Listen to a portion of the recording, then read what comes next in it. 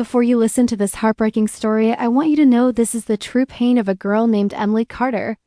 A girl whose life was shattered by the very people she trusted the most, her own family. They broke her soul, and now she's telling her truth. Subscribe to this channel if you believe no pain should be hidden forever. Because Emily's voice deserves to be heard. ***, Emily Carter always thought her world was safe. Born and raised in a peaceful suburb outside of Portland, Oregon, her life seemed picture perfect on the outside. A neat little house with white shutters, a hardworking father, a soft-spoken mother, and an older brother who teased her just enough to show he cared. But sometimes the deadliest monsters wear the faces of those we love. When Emily turned 17, subtle changes started haunting her life. Her father's long stares that lingered too long, her mother's silence that wrapped itself around the house like fog, and her brother's sudden distance. It wasn't until a cold November night that the first scar was carved into her innocence. That night, while rain whispered against her window and the world outside slept peacefully, Emily's nightmare began. Her father, drunk and trembling, stumbled into her room and whispered her name in a tone she'd never heard before. Fear paralyzed her, and though she wanted to scream, no sound came out. That moment became the first of many. The next morning, everything looked normal: eggs on the table, coffee in mugs, but something inside Emily had died. Her mother's eyes avoided hers, and her brother refused to look up. She realized with a growing sense of dread that they knew. They all knew. And they did nothing. Days turned to weeks, weeks to months, and Emily learned to wear a mask. She smiled at school, laughed with friends, and cried only in the safety of her pillow. Her pain became a secret, buried beneath fake smiles and hollow eyes. But Emily made a promise to herself. One day they would all know what they did to her. One day she would scream so loud the whole world would hear.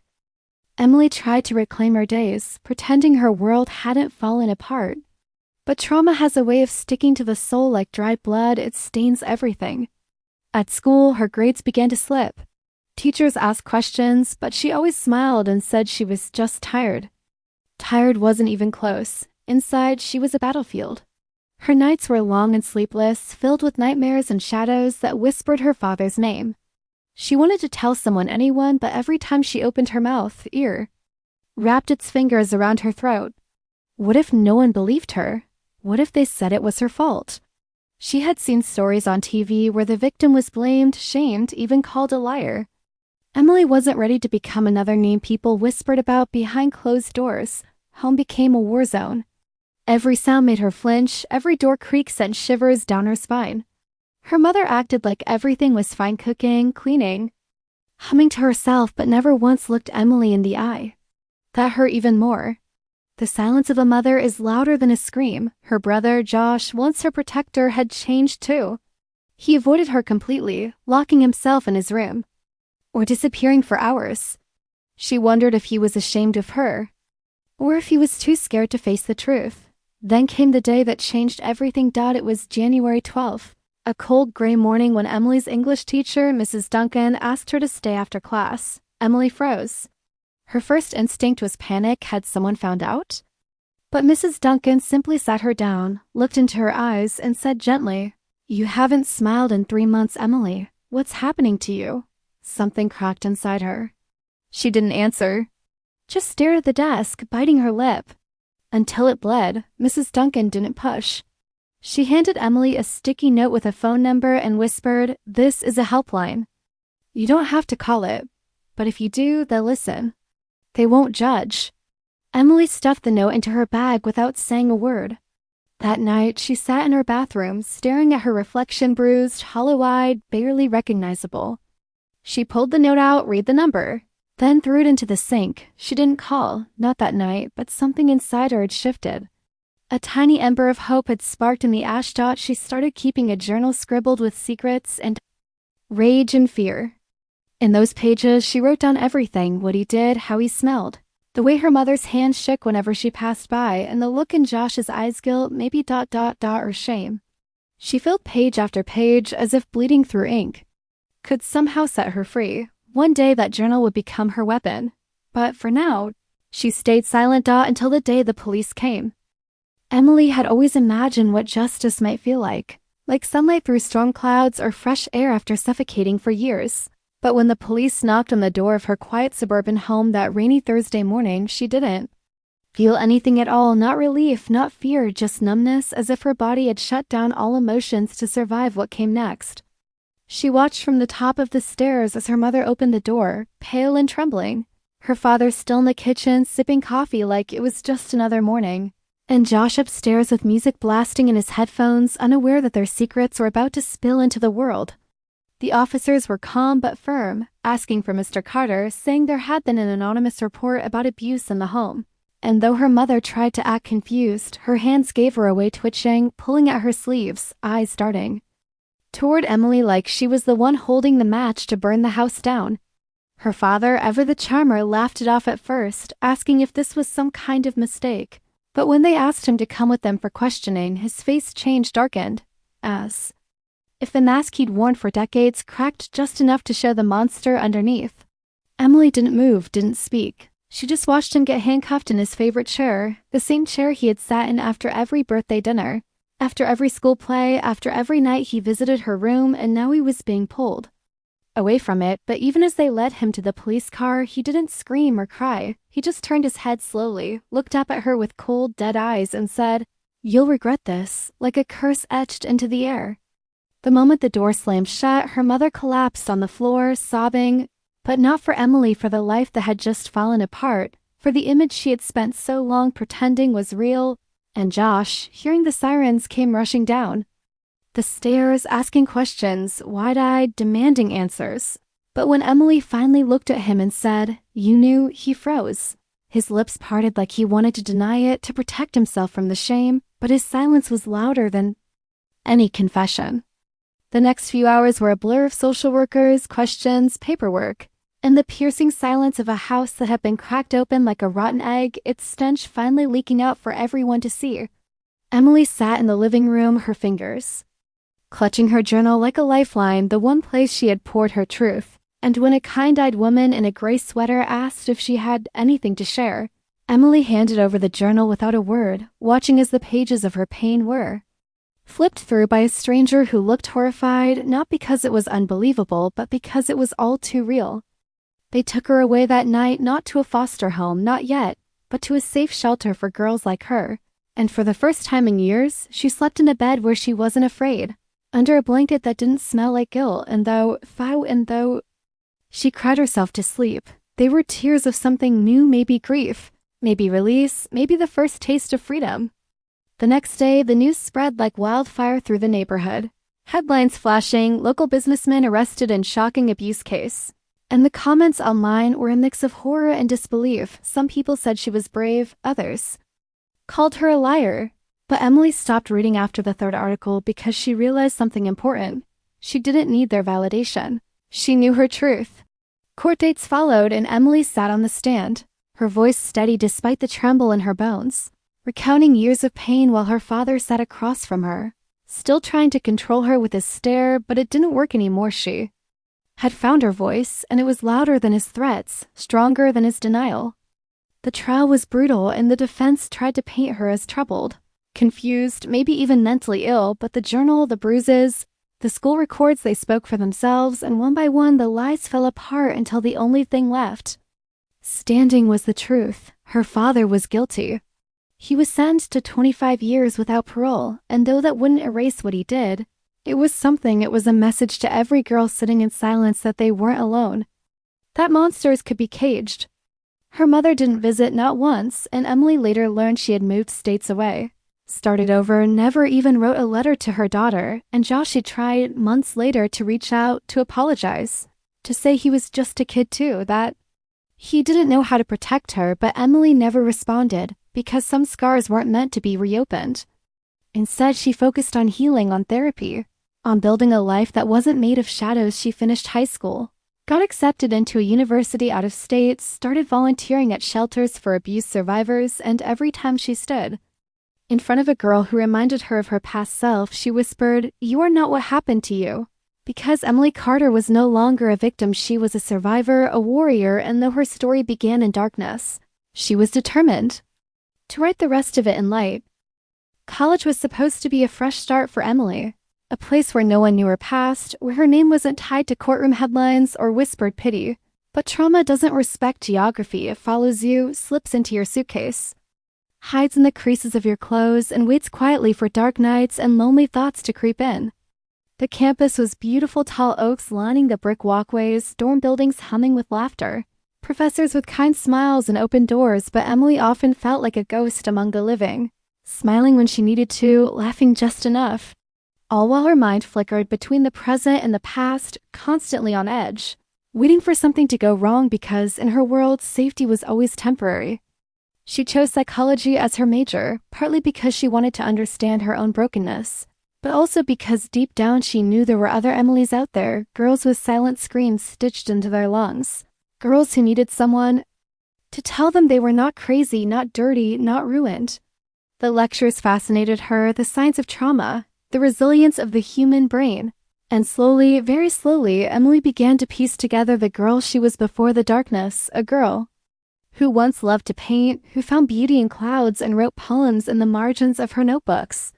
She started attending a support group for survivors of abuse, sitting in a small circle with women of all ages, all races, all backgrounds, their stories different but painfully familiar, and though the first few sessions were hard, she barely spoke, just listened. Eventually, Emily opened her mouth and let the words fall out, raw and trembling, and for the first time she was met not with disbelief or judgment, but with nods, tears, and soft hands reaching across to say, "Me too," which was more powerful than any therapy session she had ever attended. She made her first real friend in that group, Ava, a fiercely sarcastic girl with purple hair and a laugh that sounded like freedom, who had survived her own hell and still managed to crack jokes like they were weapons, and together they formed a bond so unbreakable it felt like family, the kind of family Emily never thought she'd have again. They studied together, cried together, even moved into a tiny off-campus apartment where they painted the walls with quotes and filled the fridge with cheap wine and frozen pizza. And for a while, life felt almost normal. But healing isn't linear, and some nights, Emily would wake up gasping for air, sweat clinging to her skin. Memories clawing their way back into her mind, the sound of his footsteps in the hallway, the weight of silence from her mother, the betrayal in Josh's ice. On those nights, Ava would sit with her, no questions asked, just silent company and soft reassurances, and slowly the nightmares lost their grip. In her second year, Emily took a part-time job at a local crisis center, answering phones, listening to voices full of panic, shame, confusion, and doing what others had once done for her, offering kindness without condition. Every time she told a stranger, "You're not alone," she meant it, and with each call she reclaimed a little more of her own voice, her own power. One day, while walking through the library, she noticed a flyer for a national writing competition focused on survivor stories, and something inside her whispered, "It's time." So she went home, pulled out the journal that had once saved her life, and began writing, not just the facts, but the feelings, the sounds, the darkness, and the light that followed. She poured herself onto the page, not for fame, not for sympathy, but because her story no longer belonged in a locked drawer. It needed to breathe. She submitted the piece and forgot about it, too afraid to hope, until a month later when she got the call she had won first place. Her story was going to be published nationally, and she was invited to speak at a conference in New York. Panic came first, her hands shook, her breath caught, but Ava reminded her, "This is your moment," and so Emily stood on a stage in front of hundreds of strangers, her voice steady as she shared the story of a girl who was betrayed by her family but refused to stay silent, and when the audience stood to applaud, many wiping tears from their eyes, she felt something new: peace. Not because the past was gone, but because it no longer controlled her. The conference opened doors she never imagined: interviews, podcasts, even a book deal offer, but Emily wasn't chasing fame. She was chasing impact, and so she started a nonprofit with Ava called The Silent Rise, dedicated to giving survivors the tools, therapy, and community they needed to heal. The work was hard: grants, paperwork, constant emotional weight, but it was worth it every time a girl walked through their doors and left a little stronger than when she came in. Emily also began reconnecting with small parts of herself she had abandoned: painting again, running in the mornings, sitting in coffee shops, and sketching strangers for fun. She even allowed herself to fall in love slowly, carefully, with someone kind, patient, and safe, who never asked for more than she could give and always listened without trying to fix her. She had been afraid to trust again, but this was different. No manipulation, no pressure, just quiet understanding and endless respect. They took things slow, celebrated small milestones like the first time she let him hold her hand without flinching, or the first night she fell asleep in his arms without nightmares, and though the scars would never fully fade, they no longer defined her. On the 3rd anniversary of her father's arrest, Emily stood outside the prison where he was locked away, not out of spite, but closure, and whispered, "You don't own me anymore," before turning away with her head held high. She didn't visit her mother, who remained a ghost in a different state, nor did she ever reply to Josh's emails, because forgiveness doesn't always require reconnection. Emily had built a new life from ashes, one filled with purpose, passion, and love. And though the journey had nearly broken her, she had risen not just as a survivor, but as a voice for those still trapped in silence, a living, breathing reminder that even the most shattered soul can find its way back to the light. There's something strange about happiness when you've lived in pain for so long. It doesn't come as a tidal wave, crashing into your life with music and light. No, it creeps in like a soft breeze, almost unnoticeable at first, until one day you wake up and realize you haven't cried in weeks, haven't flinched when someone calls your name, haven't looked over your shoulder expecting a ghost. And that's what Emily began to notice as she stepped further into her late 20s, building a life that felt almost ordinary. The silent rise had grown beyond anything she and Ava could have imagined, starting as a grassroots movement and evolving into a national network of support centers, trauma counseling, legal aid, and survivor mentorship programs, all fueled by donations and the unbreakable will of women who once thought they had none. And yet, despite her packed schedule and endless meetings with sponsors, caseworkers, and media, Emily remained grounded in the work, not just the vision, but the soul of it. Every Monday morning, she still led one of the original support circles, sitting cross-legged on the floor of a room filled with beanbags, soft lights, and open hearts, listening to the shaky voices of survivors who reminded her so much of her former self that it sometimes hurt to breathe. And every time she heard a girl whisper, "I thought it was my fault," Emily reached forward with hands no longer trembling and said, "It never was. It never will be," because that truth had saved her, and she was determined it would save others too. Outside of work, life had settled into a rhythm she never thought she'd have: a cozy apartment filled with soft blankets, half-finished paintings, and the smell of lavender candles. A circle of loyal friends who didn't tiptoe around her past, but respected the strength she'd built from it. And a partner, Liam, who never made her feel like a project, only a person, beautifully whole despite the cracks.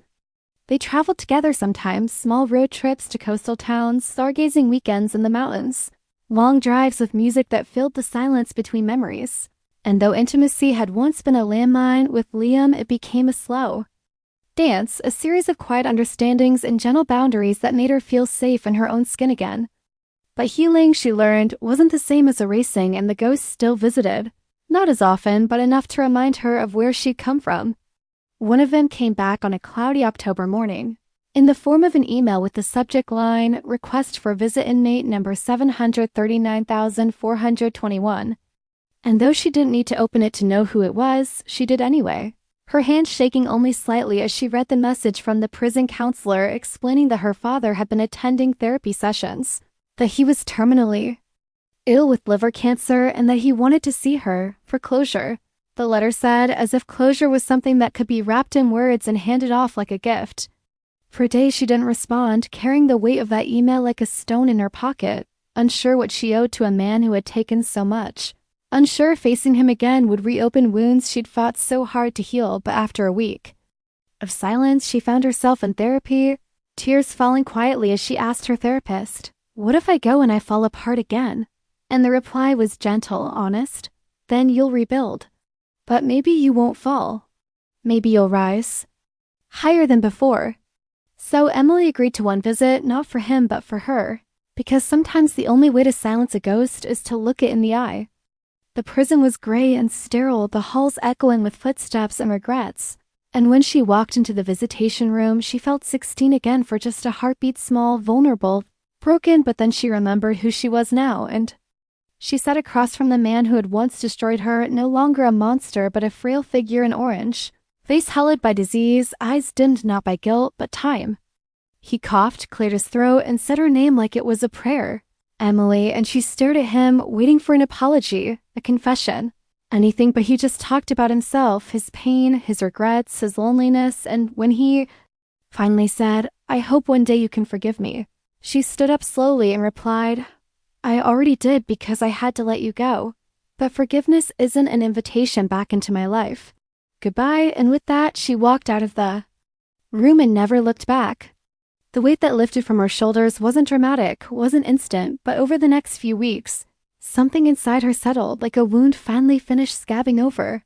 And when the letter came 3 months later saying he had died, she didn't cry not because she was cold, but because grief belongs to those we love, and he had forfeited that right long ago.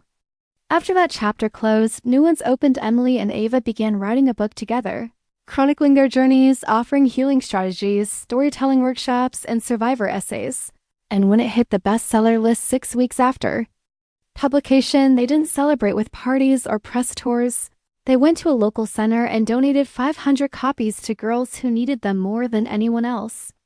Emily also gave a TED Talk that year, standing in front of thousands with her heart in her throat and a photo of her childhood self on the screen behind her, saying she deserved protection. She deserved love. And now I get to give that to others. And the standing ovation that followed wasn't for her pain, it was for her power. As the years passed, she stopped identifying as the girl whose father hurt her and started being the woman who helps others heal, and that shift was everything. One evening, as the sun dipped behind her apartment and painted the walls in gold, Emily stood at her mirror and looked at herself, not just at her face, but into her eyes, and whispered, "I'm proud of you," and for the first time she believed it. The mirror didn't reflect a broken girl or a victim or even a survivor. It showed a warrior, a lighthouse, a woman who had walked through hell, barefoot and bleeding, and still managed to plant flowers where the fire once burned. Years after the trial, the book, the foundation, and the quiet moments of healing, Emily Carter realized something profound. Her story no longer belonged solely to her. It had become a thread in the larger tapestry of voices that had long been silenced, a megaphone for the girls too afraid to speak, for the women still chained by shame, for the survivors who hadn't yet learned that they weren't to blame. And so she leaned into that calling, no longer just healing for herself, but rising for all of them. She began traveling state to state, speaking in high schools, colleges, conferences, juvenile centers, and women's shelters, telling her truth not for applause, but for impact. And every time she stood before a crowd and saw the tears, the clenched fists, the nodding heads, she knew the pain she'd endured wasn't wasted. It had become a bridge, a balm, a mirror in which others saw their own stories reflected and reclaimed. She didn't memorize speeches, didn't write scripts. She spoke from scars, raw and honest, sometimes trembling, sometimes fierce, always real. And when young girls came up to her after an event, whispering, "It happened to me too," she knelt to their level, looked them in the eye, and said, "You are not alone, you are not broken, and you will rise," because she believed it with every fiber of her being. Her nonprofit grew exponentially, now with over 24 chapters across the country and a volunteer base made up of lawyers, therapists, trauma-informed educators, and survivors who had once sat broken in silence but were now fierce protectors of others. Emily started a podcast too, the Silent Scream Project, where every week she featured a different survivor's story, amplifying voices from every walk of life, breaking down myths, challenging culture, and demanding systemic change. And it wasn't long before the podcast reached millions, sparking conversations in households, classrooms, churches, and boardrooms across the nation. One episode in particular featuring a woman who had escaped a trafficking ring and rebuilt her life as a firefighter went viral, earning national attention and eventually leading to new legislation on victim support and shelter funding. And Emily, though never one to chase the spotlight, found herself at the White House, shaking hands with senators, speaking on panels, sitting across from policymakers and saying, "If we don't protect our daughters, we're condemning generations to silence," her voice steady, passionate, unwavering. And yet, despite the success, Emily remained grounded, always remembering the girl she once was, the frightened teenager in a small Oregon bedroom, staring at the ceiling in the dark, praying someone, anyone, would save her, and because no one did, she'd become that someone for others. Personally, her life had become a mosaic of healing. Her relationship with Liam had matured into a quiet, sacred partnership full of respect, laughter, shared dreams, and a deep emotional intimacy that required no explanations. And one spring afternoon, under a canopy of willow trees, he proposed with a ring made from recycled silver, etched with the word "Rise," and Emily said yes. Not because she needed someone to complete her, but because she had learned to love herself first, and now could love another fully, honestly, freely. They had a small wedding surrounded by close friends and survivors who had become family. And during the vows, when Emily looked into Liam's eyes and said, "You see me not as what I've survived, but as who I've become," there wasn't a dry eye in the garden. Their home together was warm and lived in, full of color and light, walls lined with art from survivors, kitchen shelves cluttered with mismatched mugs, a backyard wild with lavender and honeysuckle, and every Sunday they had a ritual: no phones, no news, just music, pancakes, long walks, and gratitude for the peace they had created. Emily never wanted children of her own, at least not biologically. She feared the shadows of her past might find their way into that sacred space, but she and Liam began fostering teen girls, especially those who had aged out of the system or carried trauma others deemed too complex, and one by one they welcomed them in, not as projects, but as people, as daughters of the heart, giving them the stability, structure, and unconditional love Emily herself had once begged for. One girl, Mariah, came to them at 17, angry, closed off, with scars both visible and buried deep. But over time she softened, began to write poetry, dance barefoot in the living room, and eventually told Emily, "You're the first woman I've ever trusted." And those words meant more than any award, any spotlight, any stage. And still, the world wasn't perfect. Emily faced backlash online. Threats from those who thought survivors should stay silent. Critics who called her too emotional or too damaged to lead. But she had long learned that the loudest hate often came from the most broken places, and she refused to let their bitterness dim her purpose. Instead, she trained young advocates to carry the work forward, launched mentorship programs, partnered with schools to create safer environments, and in the midst of all that, finally returned to Oregon, not to the house she had grown up in, but to the city where her story began, to speak at a local women's summit where her former high school principal sat in the audience, weeping silently as Emily described how so many red flags were ignored, how many signs were missed. And after the event, he came to her with tears in his eyes, saying, "I'm so sorry, Emily, we failed you." And she replied, "You can't undo the past, but you can protect someone else now," because blame had no space in her heart anymore, only purpose. Standing on that stage, in the city that once held her pain, she felt a sense of closure that didn't come from forgiveness, but from transformation. She had turned her suffering into service, her silence into sound, her brokenness into a blueprint for others to rebuild. And that night, as she walked barefoot through the grass outside her hotel, stars blanketing the sky above her, Emily Carter tilted her head back, closed her eyes, and whispered to the wind, "I made it," not as a declaration, but as a thank you to the girl who survived long enough to become the woman she was always meant to be. In the years that followed, Emily Carter became more than a name. She became a symbol, a force, not because she asked for it, but because she had lived what others only read about in headlines. And instead of drowning in the darkness, she built a ladder and climbed out, reaching back for others with hands that once trembled but now held steady. The world changed around her as she grew older. Laws were rewritten. Trauma-informed policies were introduced in schools, and conversations that had once been hushed now echoed across national platforms. But Emily never let the noise dilute her purpose. She remained grounded in the reason she began this journey, not the pain itself, but the power she'd reclaimed from it and the fire to ensure no one else suffered in silence.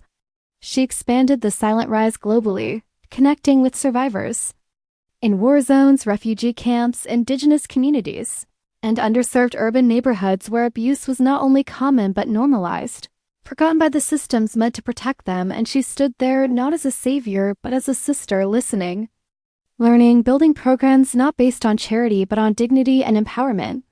She partnered with therapists from every background, brought in faith leaders, artists, activists, and survivors of every language and culture, forming a global quilt of resilience stitched together by pain, yes, but also by resistance and rebirth. Her work took her to Nairobi, to Colombia, to rural Louisiana and Alaska, And everywhere she went, she sat on floors and folding chairs, ate meals with families who had lost daughters to violence, and looked into the eyes of girls who reminded her of herself young, brilliant, bruised but not broken, and said, "You are the story that changes everything," because she believed healing was not a luxury for the privileged, but a right for every human being, no matter where they lived or what they'd endured.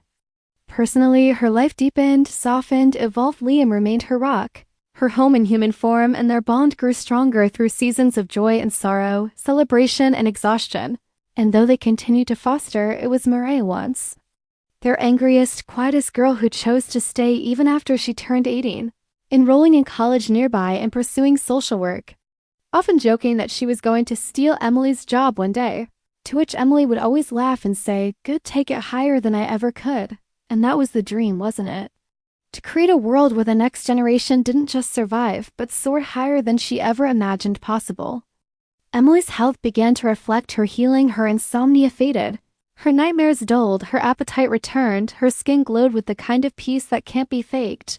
And every year on her birthday, she hosted a gathering called the Lightkeepers' Dinner, inviting survivors from all over to share a meal, a song, a speech, a moment of joy, and each year she gave a short toast, always ending with the same words: "We are not what was done to us. We are what we choose to become after." And each time, the room erupted in tears and applause. She even began working with film producers to create a documentary based on her life, not a sensationalized trauma reel, but an honest, tender, and powerful look at survival, family betrayal, healing, and advocacy. And when it premiered at Sundance, audiences gave a standing ovation, not because they pitied her, but because they saw themselves in her courage. In a quiet moment after the screening, a woman approached her, silver-haired and trembling, and whispered, "I'm 73, and I've never told anyone what my father did to me until now." And Emily took her hand, kissed her knuckles, and said, "It's never too late to be free." And in that moment, she felt the full weight of her purpose settle over her shoulders, not as a burden, but as a blessing. She continued to write blogs, essays, a second memoir, even children's books, about safe touch and emotional awareness, each piece a seed planted in the hearts of readers, nurturing futures safer than our past. And still, her days were filled with the ordinary beauty she once thought she'd never live to enjoy: making pancakes with Mariah, falling asleep with Liam during movies, repainting their porch every spring, attending weddings of girls who once called her at midnight in fear and now danced in white dresses with laughter in their eyes. And while trauma never fully left her, it occasionally crept in like a breeze through an open window. She had learned how to greet it, acknowledge it, and send it back out with kindness and strength. She returned to therapy not when she broke, but as maintenance, as love for herself. And she continued to mentor new leaders, stepping back slowly, letting them take the mic, the movement, the mission, because she understood that true leadership wasn't about holding the torch forever. It was about lighting 1,000 others so the fire never died. One afternoon, as she stood on a balcony overlooking the ocean at a survivor retreat in Maine, breeze in her hair, sun on her skin, Emily closed her eyes and thought of that girl again, the one in the dark bedroom, clutching a pillow and praying for the pain to stop. And she whispered to her in the quiet of her heart, "You made it. We made it, and now look how far we've come." And in that sacred silence, beneath a sky that had once felt so distant, she felt whole, not in spite of her story, but because of it. As the years unfurled like pages in a book she had once been too afraid to write, Emily Carter became not just a survivor or a speaker or an advocate. She became a living legacy, proof that a shattered past could bloom into something sacred, something solid, something enduring. And yet, even with decades of healing and thousands of lives touched, Emily never considered herself finished, because healing wasn't a destination, it was a garden she tended daily, sometimes planting, sometimes pruning, always growing. And in that quiet labor, she found purpose deeper than applause, more lasting than fame. The Silent Rise continued to evolve, not just in size, but in scope. It became a model adopted globally, woven into academic curriculums, studied by psychologists, replicated in prison systems and refugee programs, and most importantly, owned by survivors themselves who had once sat in back rows with trembling hands and now stood on stages as leaders, educators, policymakers, and healers. Emily stepped back from the front lines not because she was tired, but because she trusted the next generation of survivors to carry the torch in ways she could never have imagined. with voices louder, steps bolder, and vision broader. She began to write full-time memoirs, training manuals, survivor-led research guides, and with Liam's encouragement, she even took a sabbatical to live in a quiet coastal town in Oregon, not far from where her story began, but far enough to see it with new eyes. The house was modest, a white cottage wrapped in jasmine and sea air, filled with old books, hand-painted mugs, soft quilts, and the kind of silence that felt like peace instead of punishment. Mariah, now a social worker and trauma recovery coach, visited often, bringing updates from the field, asking advice and occasionally collapsing into her arms like the teenager she once was, laughing through tears and saying, "I never would have made it without you," and Emily would smile and reply, "No, you made it because you chose to live. I just reminded you that you could." Because she believed deeply that no one saves anyone, we simply awaken each other's strength. Over time, the house became a quiet sanctuary for creatives and survivors alike, writers, counselors, artists, musicians, people who needed to rest, reflect, or simply remember how to breathe.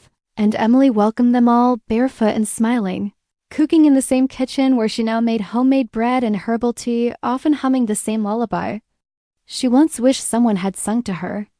At 60, her silver and wild, her skin lined with laughter and legacy, Emily was invited to speak at an international human rights summit in Geneva, where leaders from around the world had gathered to discuss trauma recovery, gender justice, and the next steps in global protection strategies.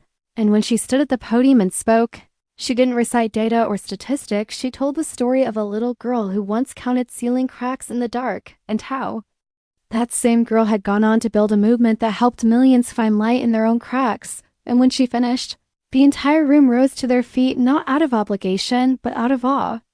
In the weeks after, she was approached by multiple governments and nonprofit alliances to help structure community-based survivor support models. And though she was honored, she also remained fiercely protective of the values that built the silent rise, that no voice was too small, no trauma too complex, and no survivor beyond restoration. Personally, her life remained deeply rooted. Liam had retired from his teaching position and now spent his days tending a greenhouse they built behind the cottage, full of orchids and citrus trees, often joking that plants made better students than teenagers, and on quiet afternoons, they'd sit in hammocks and read aloud to each other, their love a quiet, enduring flame that never needed spectacle to prove it was real. Emily's body began to slow in her late 60s, occasional back pain, arthritis in her hands, but her spirit remained unshakable, and her voice only deepened with time, like a song that becomes more powerful the longer it's sung. She began hosting legacy retreats where survivors gathered not just to share pain, but to share dreams, to map the future of advocacy, to redefine justice not as punishment, but as restoration, community, and systemic truth-telling. She also began working with universities to create degrees focused on survivor-led justice and ethical trauma intervention, challenging outdated systems that often re-traumatize the very people they claim to help. And through all of it, she mentored hundreds of young leaders, each one carrying a piece of her story forward into the world with fresh purpose. And still, the most meaningful moments remained the quiet ones, receiving a letter from a woman in Appalachia who said her podcast helped her leave a violent marriage, or a drawing from a 6-year-old girl who wrote, "Miss Emily, I feel brave now," or a late-night text from Mariah saying, "Guess what? I got accepted into the trauma doctorate program." Each small ripple a reminder that legacy isn't built in crowds, but in connection. One summer evening, as she watched the sunset from her porch, the sky painted in wild strokes of orange and lavender, Emily thought of her father, not with hatred, not with forgiveness, but with finality, a chapter long closed, and then of her mother, who had died years prior, never apologizing, never reconnecting. And while Emily had wept on the day of her death, it was not for the woman who failed her, but for the little girl inside herself who never got the mother she deserved. And then she thought of all the girls who now called her mentor, godmother, guide, even mama, and she smiled. Because love doesn't always come from where it should, but when it does arrive, even from unexpected places, it can still be sacred. And as the stars began to blink awake in the sky above her, she whispered a prayer not to any god she'd been taught to fear, but to the universe, to the wind, to every survivor still waking in the middle of the night and wondering if they mattered. And she said, "I see you. I hear you. And I believe you," because those were the words that had once saved her life. and now they echoed through every piece of work she had ever touched. And when, in her 70s, her heart began to slow, the doctors gentle, the prognosis uncertain, Emily didn't panic, didn't grieve. Instead, she began writing letters, one by one, to every girl, woman, and survivor who had crossed her path, sealing them with wax and the imprint of a small sunflower, her favorite symbol of strength. And in them, she didn't speak of death, but of light, of roots, of legacies passed from breath to breath.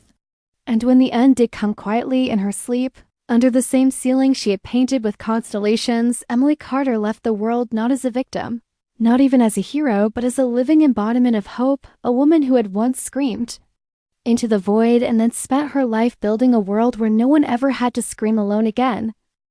After Emily Carter's passing, the world didn't go quiet, it roared with remembrance, not in grief but in celebration and sacred noise that echoed across continents, in the steady drumbeat of survivors rising from their knees because she had once dared to stand.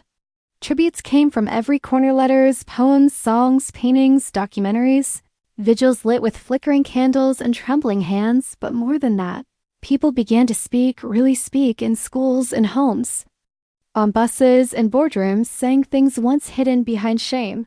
It happened to me too. I believe you, you are not broken. Her foundation, the silent rise, didn't end with her death, it grew. Rooted deeply in the values she lived and died for, now stewarded by Mariah and dozens of others who had been saved, mentored, empowered by Emily's unwavering presence.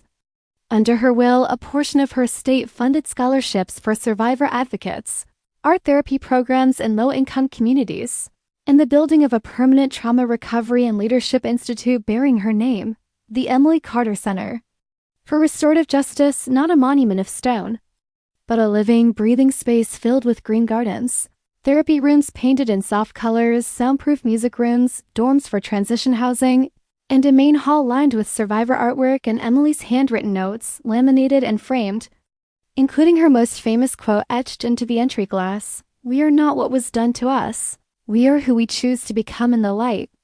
Her journals, once a place of secrets and silent screams, were archived into a digital survivor library, free and accessible worldwide, with voices in over 80 languages sharing stories of survival, recovery, and hope, all seeded from hers.